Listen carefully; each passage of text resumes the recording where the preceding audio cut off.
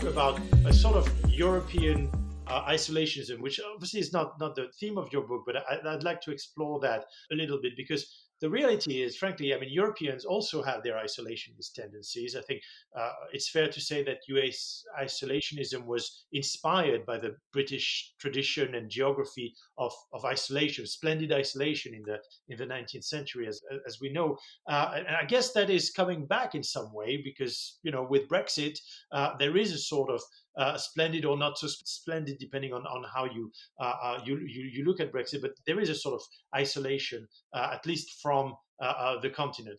I think France is probably going to go through a similar cycle because it has a lot of social problems, and it will have eventually to entangle itself from the Sahel. But most importantly, though, the power that really counts in Europe these days is Germany, and Germany I really find as its own form of isolationism, sort of leave us alone, which basically is expressed these days and I'm sorry that the expression that I'm going to use, it might seem shocking, but it's German business über alles, which is not seen really as an insult, but it's really let's trade with China and Russia and forget that there are geopolitical consequences for that. And I think this a tendency for German politics and German politicians to ignore that there are geopolitical consequences for when you trade with China, when you trade with Russia, is something that is becoming increasingly a problem for geopoliticians and foreign affairs specialists in Washington. So I wanted to ask you, if both America and Europe go into their own versions of isolationism,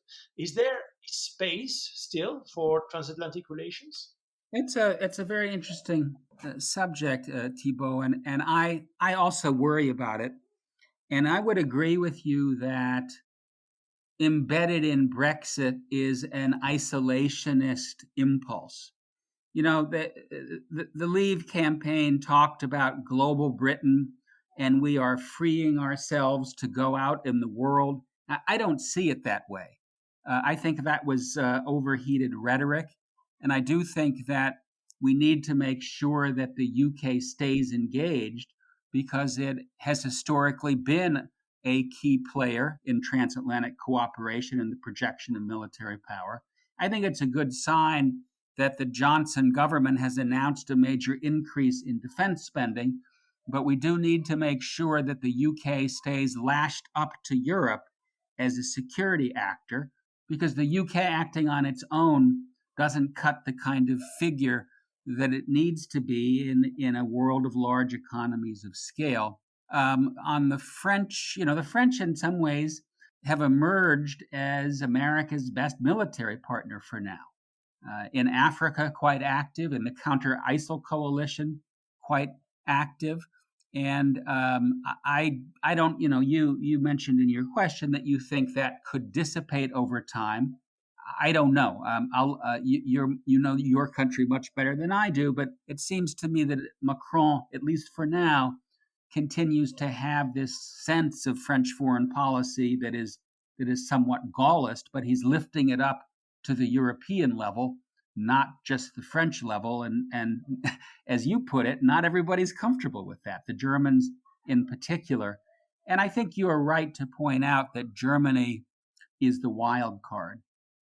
Given Germany's wealth and Germany's size, if the EU is going to turn the corner, and by the EU I don't necessarily mean as a European army, I mean Europe as an entity, whether it's individual member states or everybody together. If the EU is really going to turn the corner and become a more serious geopolitical player, Germany needs to do more. Germany needs to get rid of this fundamental discomfort with the very notion of geopolitics that's left behind from World War II. I understand the aversion, but we need a more active and a more capable Germany. And, my final comment would be that even though I do feel that our priorities on both sides of the Atlantic start at home, right, rebuilding our economies and rebuilding our democratic institutions, we cannot afford to be just inwardly focused because we live in a world that's irretrievably interdependent. Right now we're looking at probably 500,000 deaths in this country, in my country, due to the pandemic. Many, many more than in most of the wars that we've fought. You can't solve the pandemic nationally. You can't solve climate change nationally. You can't solve cybersecurity nationally. And that means that we really do have to come together in ways that will not be easy. But if we don't, then we're not going to be able to meet the great global challenges of our time.